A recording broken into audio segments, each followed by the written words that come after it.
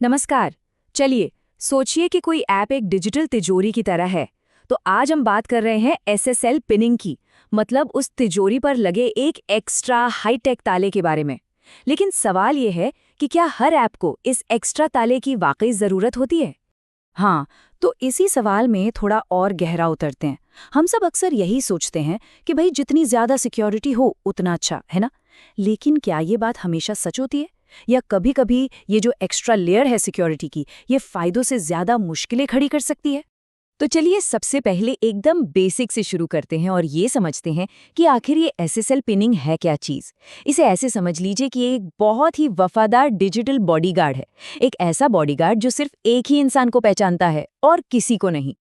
देखिए, normal security बस ये चेक करती है कि सर्वर का सर्टिफिकेट असली है या नहीं, और ये सर्टिफिकेट कई भरोसेमंद अथॉरिटीज में से किसी का भी हो सकता है। लेकिन पिनिंग एक कदम और आगे जाता है। ये ऐप को साफ साफ बताता है कि उसे सिर्फ और सिर्फ एक खास सर्टिफिकेट पर ही भरोसा करना है। कोई दूसरा सर्टिफिकेट, भले ही वो कितना भी असली क्यों ना हो, उसके लिए मान्य नहीं होगा।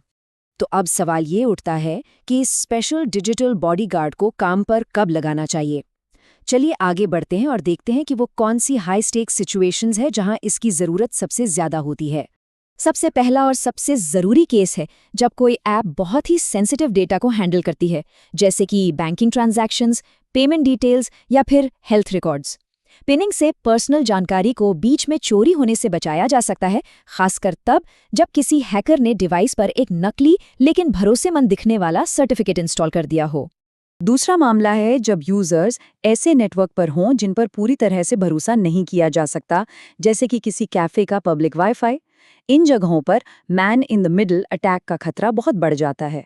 मतलब कोई हैकर ऐप और सर्वर के बीच की सारी बातचीत को सुन सकता है। पिनिंग ऐसे हमलों को होने ही नहीं देता, क्योंकि ऐप किसी नकली सर्वर से कनेक्ट ही नहीं होगी। और तीसरा केस है नियमों का पालन। कुछ इंडस्ट्रीज में, जैसे हेल्थ केयर या पेमेंट्स में, हिपा या पीसीआई डीएसएस जैसे बहुत कड़े नियम होते हैं। इन मामलों में एसएसएल पिनिंग सिर्फ एक अच्छी प्रैक्टिस नहीं रह जाती, बल्कि एक ज़रूरत बन सकती है। इसका एक और ज़बरदस्त फायदा है। मान लीजिए कि कोई भरोसेमंद सर्टिफिकेट अथॉरिटी, यानी जो संस्था सर्टिफिकेट जारी करती है, वो ही हैक हो जाए और एक नकली सर्टिफिकेट जारी कर दे।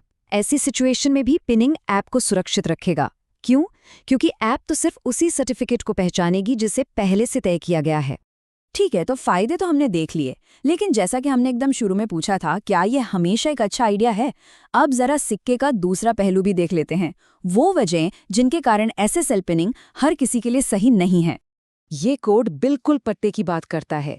पिनिंग का ज़रूरत से ज़्यादा इस्तेमाल ऑपरेशन में दिक्कतें खड़ी कर सकता है, और सबसे बड़ी चुनौती आती है सर्टिफिकेट रोटेशन के दौरान। मतलब जब सिक्योरिटी कारणों से सर्वर का सर्टिफिकेट बदलना पड़ता है। अगर ऐसा करना पड़े तो वो पुरानी ऐप्स जिन्होंने पुराने सर्टिफिकेट को पिन कर रखा था, वो काम करना बंद कर देंगी जब तक कि उन्हें अपडेट ना किया जाए, और ये एक बहुत बड़ा सिरदर्द बन सकता है। तो फिर पिनिंग कब गैर ज़रूरी हो सकती है?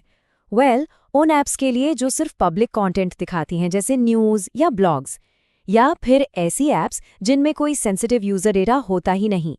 इन मामलों में पिनिंग से जो एक्स्ट्रा सुरक्षा मिलती है, वो शायद उससे होने वाली ऑपरेशनल मुश्किलों के सामने कम पड़ जाए।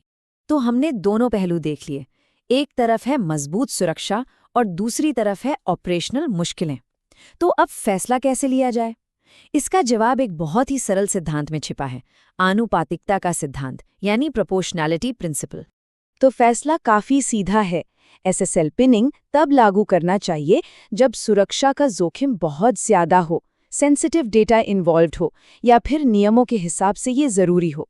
और इससे तब बचना बेहतर है जब डेटा कम सेंसिटिव हो और ऑपरेशंस में फ्लेक्सिबिलिटी बनाए रखना ज्यादा जरूरी हो।